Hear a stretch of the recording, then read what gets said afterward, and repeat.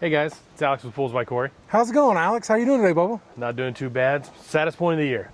So today we just want to take a brief moment and talk about kind of what you need to deal with after we winterize the pool.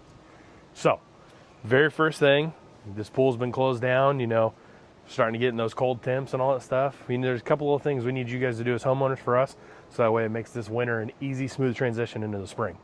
Number one thing we were worried about is our cover pump on the cover. So we want that pump on the cover to keep as much water off and debris as possible up until we start having ice form on the cover. Correct, Cory? Correct. We want to do that because there's that float sensor in your pump. So if you leave it on there, as that ice forms around it, it could freeze that float, it could burn your pump out. And then at that point, you need to change it out, and all that water is just going to keep building up on you. Snow and ice, we are not as concerned with. Don't try to break ice on your cover. Don't try to shove it off and lift it and stuff, because you can tear that fabric. That is all perfectly fine. We just want to be concerned with the water that is on there. So keep that pump on there, start pumping that water off, and as soon as you start seeing ice start to form, maybe on the front half of the cover and everything else is dry, go ahead and pull that cover pump in.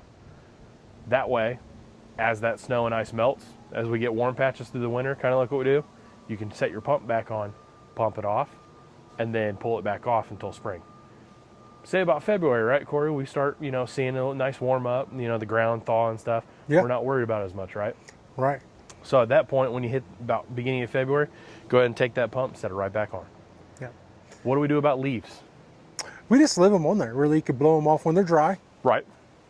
So if you have a lot of heavy debris, though, it doesn't hurt that if there's no ice and stuff, go out and net it off real quick. Just try to keep it. It's just going to help keep that cover a little bit cleaner through the winter. So we just want to take a couple minutes and just highlight and stuff what's going on. Also, another big thing is we want to leave that cover shut, right? Yeah, I was going to say, we don't open the pool when it's below freezing, because why do we not open the pool when it's freezing out, Alex? A couple different things can happen. One, we know about the top ½ inch to an inch of water freezes, so you have a sheet of ice under that cover. Same thing, just trying to get ice off the top of the cover. If it breaks underneath, you can put a tear through that cover fabric. Another thing is those cover tracks like to freeze up with the ropes. Those ropes freeze, it'll stop the cover and it will not open or close the right way. And then they have to come out, we have to service and all that stuff to get your cover back closed again. So pretty much once you're closed for the winter, you want to leave that cover shut just like that until we go to open you in the spring. So what are you waiting for? Call us today, get on the schedule. We would love to come talk to you. Thanks.